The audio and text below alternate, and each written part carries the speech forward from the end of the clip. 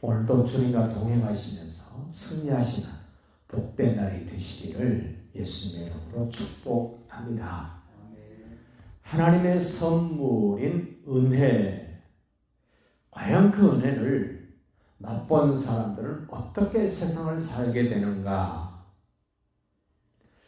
우리는 은혜 그러면 좋은 일만 생각하라고 기대를 합니다만은 실질적으로 하나님의 은혜를 입고 살았던 사람들의 삶의 모습을 들여다보면 육신적으로 인간적으로 꼭 좋은 일만 있는 것이 아닙니다.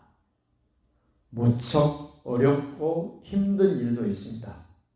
환난도 있고 핍박도 있고 고통도 있습니다. 위험천만한 일도 있습니다.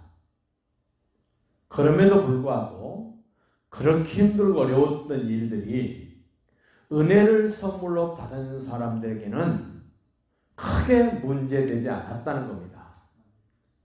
은혜를 모르는 사람들은 조그만 어려움이 있어도 엄청나게 괴롭고 못 견딜 정도가 됐습니다만 하나님의 은혜를 제대로 선물로 받은 사람들은 감당할 수 있는 능력이 있었습니다.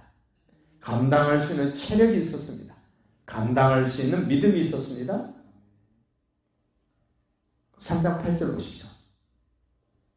모든 성도 중에 지극히 작은 자보다 더 작은 나에게 이 은혜를 주신 것은 측량할 수 없는 그리스도의 풍성함을 이방인에게 전하도록 하시게 하여 내게 이 은혜를 주셨습니다. 은혜를 경험한 사람은 반드시 누구에겐가는 그 은혜를 이야기하게 되고 전해주게 된다는 겁니다. 아무에게나 전해지는 것이 아니라 예수 그리스도 안에서 선택받은 사람들, 예정을 입은 사람들에게는 은혜 입은 사람이 그 주님의 크고 놀라운 은혜를 말할 때 감동이 됩니다. 감격스러워집니다. 깨달아집니다. 우리는 우리의 노력으로 이 은혜를 다른 사람에게 보여주고 전할 수 있는 힘이 없습니다. 하나님의 사람들에게는 깨달음이 되고 그들에게는 정확하게 전달되어집니다만 하나님의 사람들이 아닌 사람들에게는 은혜가 전달되지 않습니다. 그들이 받아들이지도 않습니다. 깨달아지지도 않습니다. 우리는 하나님의 사람이 아닌 사람들에게 전하려고 애쓰고 애쓸 수 없어요. 하나님의 은혜는 그야말로 은혜입니다. 내가 아무런 노력 없이 대가 없이 받아들인 것처럼 우리가 전했을 때 받아들이는 사람들도 그들이 막 받아들이려고 노력하고 애쓰는 게 아닙니다. 그냥 받아들여지고 그냥 이해가 되고 깨달아지고 좋아지고 행복해지는 그런 은혜입니다. 이 은혜를 받은 바울은 작은 자 중에서 가장 작은 자다. 은혜를 받으면 자기가 대단해지는 것이 아니라 자기가 작아져서 예수님이 크게 보이고 예수님의 은혜를 입은 사람들이 크게 보여진다는 겁니다. 나보다 남을 더 낮게 여기는 겸손함을 갖다 주는 것이 주님의 은혜입니다. 은혜는 9절 보시죠. 영원부터 만물을 창조하신 하나님 속에 감춰졌던 비밀의 경륜이 어떤 것을 드러내게 하려 합니다. 은혜가 어떤 것입니까? 하나님이 어떤 사람을 어떻게 구원에 이르는지 그리스도 안에 있는 비밀을 알게 하는 은혜였다는 겁니다. 은혜가 임하기 전에는 깜깜했습니다. 전혀 너도 모르고 나도 몰랐습니다. 그런데 은혜가 임하고 보니까 비밀이었던 것들이 보여지기 시작합니다. 깨달아지기 시작합니다. 확신이 되어지기 시작합니다. 그래서 은혜를 입은 사람들은 세상 지식으로 배우지 않았던 것들이 알아지기 시작합니다. 놀랍습니다. 누구에게 듣고 배워서 알아지는 것이 아닙니다. 하나님의 은혜 때문에 알아집니다. 저희 어머니가 이 땅에 사실 때 모든 찬송가가 아리랑으로 통해요. 제가 찬송가를 아리랑으로 부르려면 안 됩니다. 근데 저희 어머니는 모든 찬송가 곡조가 아리랑으로 다 박아요. 그럼 성경을 읽으세요. 저희 어머니는 공부하신 분이 아니세요.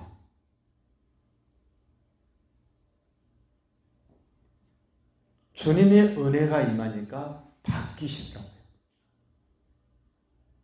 깜짝깜짝 놀랄 만큼 바뀌세요.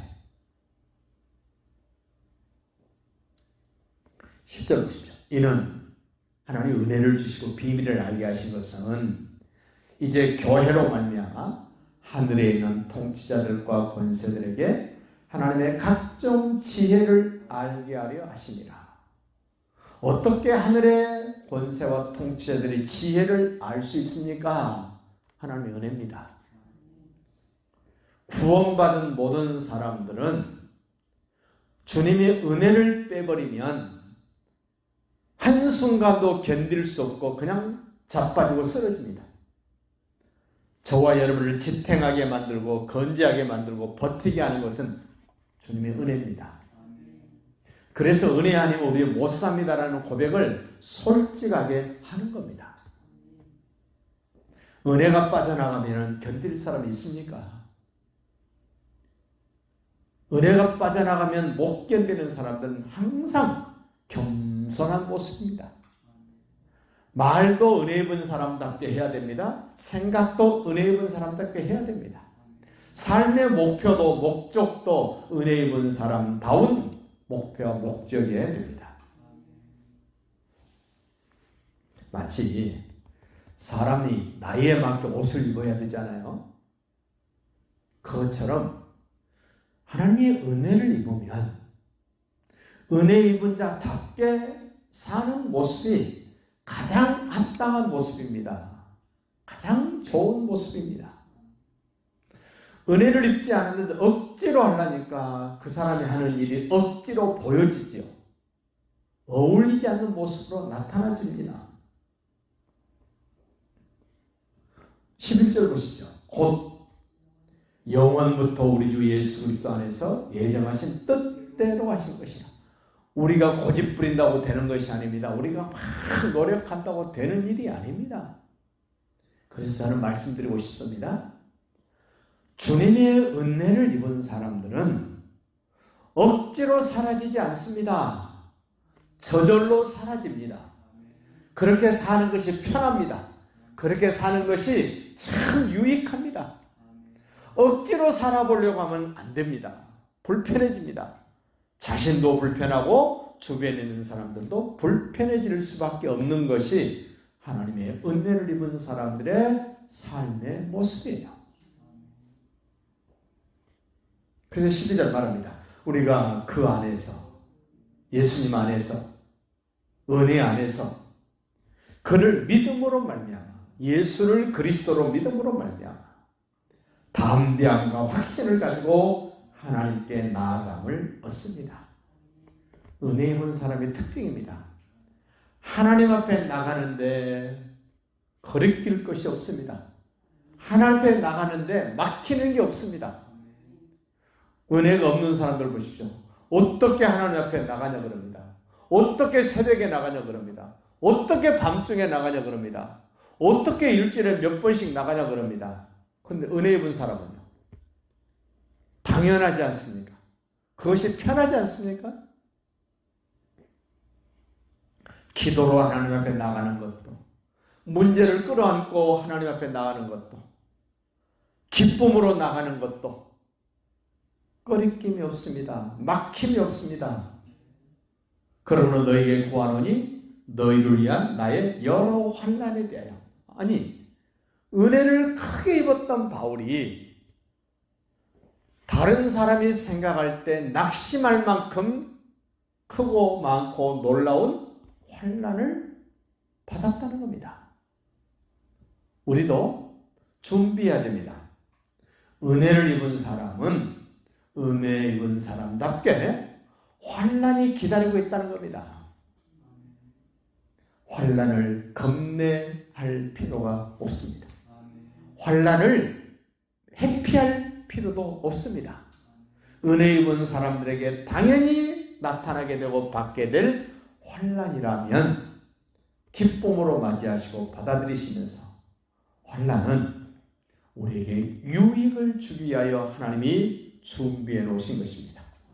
환난은 우리를 더 은혜 받은 사람으로 만드는 하나의 수단이요 과정입니다. 그래서 바울이 말합니다. 은혜 입은 사람들이 받았다는 환난 때문에 믿음이 약한 너희가 낙심하지 않기를 바란다. 왜냐하면 은혜 입은 사람이 받은 이 환난은 너희의 영광이다. 어려운 말입니다. 은혜 입은 사람이 받은 환난은 본인에게는 고통스러울지 모르지만 그 은혜 입은 사람이 받은 환난을 전달받거나 그것을 바라보는 사람들에게는 그것이 영광스러운 일이라는 겁니다. 깨달아지게 됩니다. 새로운 것들을 보게 됩니다. 그래서 환난 받기 전에 몰랐던 어떤 내용들을 확실히 들여다보고 알아서 새로운 것들을 전해주게 되고 새로운 주님의 은혜를 전해줄 수 있기 때문에 그것을 너희의 영광이다 그럽니다. 오늘 하루가 그런 영광스러움을 경험하면서 은혜 안에 승리하시는 날이 되시기를 예수님의 이름으로 축복합니다.